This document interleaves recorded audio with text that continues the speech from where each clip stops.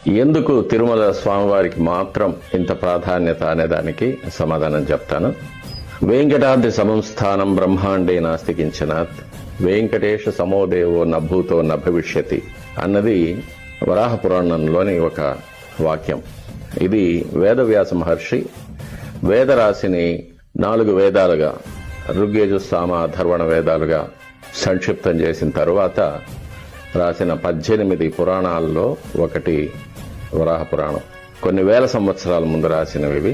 It is a chronological recording of happenings through out the universe, not only on our planet. ఈ శ్లోకానికి అర్థం ఏంటంటే, వెంకటాచల పర్వతాల వంటి, వెంకటాచల క్షేత్రం వంటి పవిత్రమైన ప్రదేశం ఈ బ్రహ్మాండంలో, మన భూమండలంలో కాకుండా బ్రహ్మాండంలో కూడా ఎక్కడా లేదనేది. అలాగే వెంకటేశ్వర స్వామి వారి ఎంత శక్తివంతమైన దైవం భూత భవిష్యత్ వర్తమాన కాలాల్లో ఎక్కడా లేరనేది ఆయన ఒక్కడే.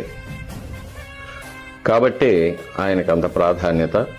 స్వామివారిని క్షణమాత్రం దర్శించుకుంటేనే వారి యొక్క లౌకికమైన కష్టాలన్నీ తీరి వారికి క్షేమం కలుగుతుందనేది భక్తుల యొక్క నమ్మకం.